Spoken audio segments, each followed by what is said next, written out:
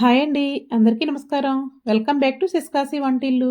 ఈరోజు వీడియో వచ్చేసి చాలా మందికి ఫేవరెట్ అయిన బూడిద గుమ్మడికాయ వడియాలు పాతకాలం పద్ధతిలో ఈజీగా ఎలా పెట్టుకోవాలో చూపించబోతున్నాను.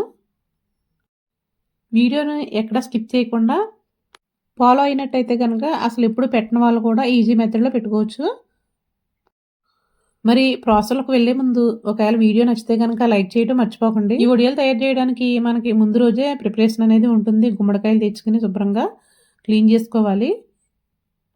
గుమ్మడికాయకి పైన ఇలా బూడిదలా ఉంటుంది. అందుకే దీన్ని బూడిద గుమ్మడికాయ అంటారనుకుంటా. ఒక కొబ్బరి పీస్‌తో గానీ, స్క్రబ్బర్‌తో గానీ ఆ తెల్లటి బూడిదంతా పోయే వరకు ఇలా క్లీన్ చేసుకొని కట్ చేసుకోవాలి. చిన్న చిన్న ముక్కల కింద కట్ చేసుకోవాలి. ఇలా సన్నగా పొడవుగా కట్ చేసుకోవాలి. ఎక్కువ గింజలు వేసుకోవద్దు.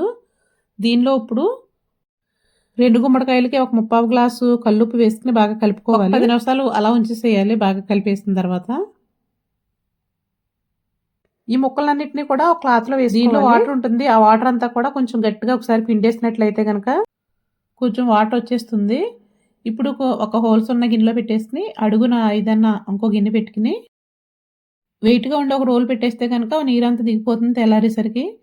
నైటే మనం ఒక 2.5 గ్లాసులు పప్పు నానబెట్టుకుని ఉంచుకోవాలి. అదే ఒక పావు గ్లాసు సగ్గుబియ్యం కూడా నానబెట్టేసుకుని మార్నింగ్కి ఇలా నానిపోయి ఉంటాయి. ఒక అర గ్లాసు వాటర్ పోసుకుని ఒక పావు గ్లాస్కి వాటర్ ఏమీ లేకుండా జాలిగట్లో వేసేసుకుని తీసేసుకోవాలి. తర్వాత పచ్చిమిర్చి వేసుకోవాలి. ఒక 30-40 వరకు వేసుకోవచ్చు.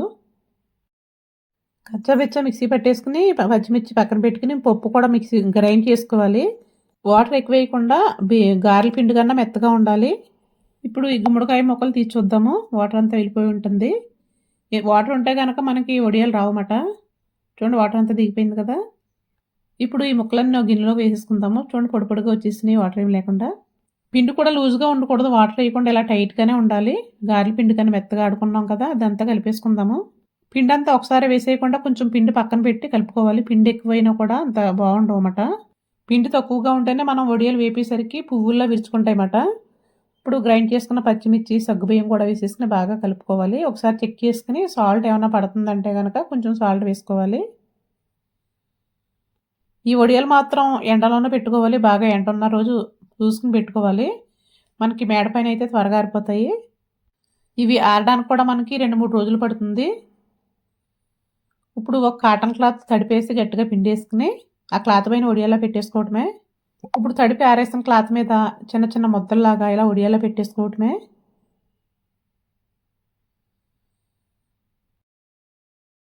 ఇలా పెట్టేసుకున్న తర్వాత మనకి ఒక 3 రోజులు పడుతుంది బాగా ఆరడానికి. ఎండ ఎక్కువగా ఉంటే కనుక 2 రోజులు ఆరొచ్చు. కొంచెం టైం ఎక్కువ పడుతుంది వీటికి ఆరడానికి. ఇవి 3 రోజుల తర్వాత వాటర్ ఏమీ వేయకూడదు వడియాలు తీయడానికి. చేతితో చూడండి ఈ విధంగా నెమ్మదిగా తీసుకోవాలి. తీసేసుకుని వీటిని అన్నింటినీ పళ్ళెంలో వేసుకుని వడియాలు తిరగేసి ఒక గంట కానీ 2 గంటలు కానీ ఎండలో పెట్టుకుంటే కనుక 1 ఇయర్ పాటు నిల్వ ఉంటాయి. ఏదైనా పప్పు కర్రీస్ వండుకున్నప్పుడు కానీ లేదా పప్పు చారు పెట్టుకున్నప్పుడైనా ఇవి వేయించుకుంటే కనుక కాంబినేషన్ చాలా బాగుంటుంది. ఎలా వచ్చినాయో వీటిని వేయించుద్దాము. వీటిని వేయించడానికి ఆయిల్ని హీట్ చేసుకున్న తర్వాత సిమ్లో పెట్టుకోవాలి. త్వరగా వేగిపోతాయి, మాడిపోతాయి అన్నమాట త్వరగాను.